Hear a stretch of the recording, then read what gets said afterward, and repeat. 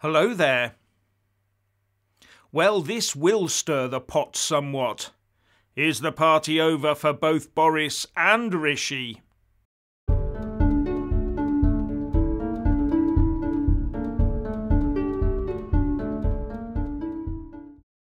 Now, just before I start, my channel co-pilot Richard has started his own channel, where he intends to do some pretty hard-hitting stuff, and I've left a link to his first video in the descriptions box below. So the Prime Minister Boris Johnson, as well as his wife Carrie, and his Chancellor of the Exchequer Rishi Sunak, have all been fined for breaching pandemic lockdown rules. And the main problem for Boris and Rishi is that the rules were their government rules. Highly embarrassing, but to be honest, we were all expecting it, weren't we?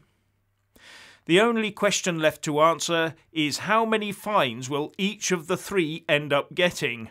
5? 6? And of course the Labour and opposition leader Keir Starmer has stormed out of the starting gate demanding resignations all round. But for some, the thought of having a Prime Minister in place who broke their own pandemic rules means that the chances of another lockdown are extremely slim. After all, who would accept another set of stay-at-home orders from a Boris Johnson government? Very handy if that's the way you think. The trouble is that Boris had constantly said that as far as he was concerned, no rules were broken, and that his staff had also told him no rules were broken.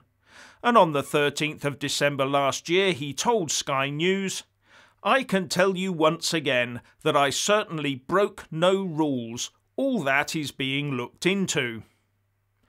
Well, the Met Police have read the rules those very same staff helped him to bring onto the statute books, and they've decided that in over 50 cases the rules were broken and have issued fixed penalty notices accordingly.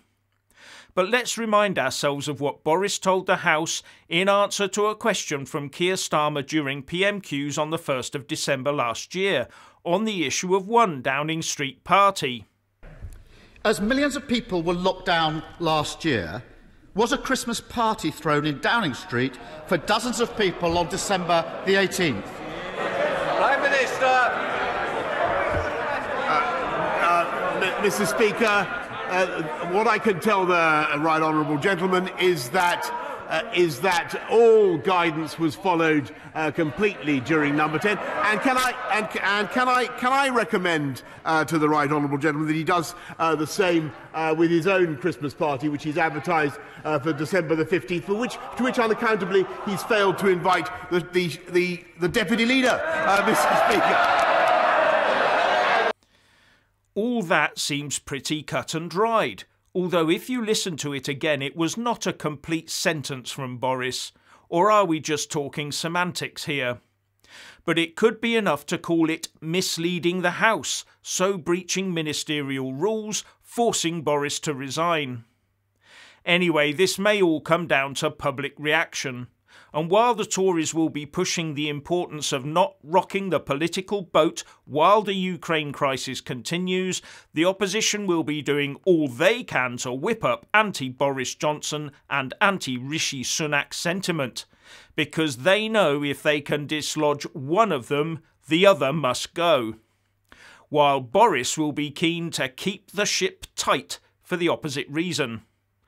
And so will his team, with, for example, Tory MP Sir Roger Gale, who has previously called on the PM to resign, saying that although this was serious, any reaction to this is going to have to wait until we have dealt with the main crisis, which is Ukraine and the Donbass. But another said that if Rishi goes, the PM might have to follow. Although many of those in Johnson's own cabinet and on his own backbenches might be more than happy to see the Chancellor fall on his sword right now.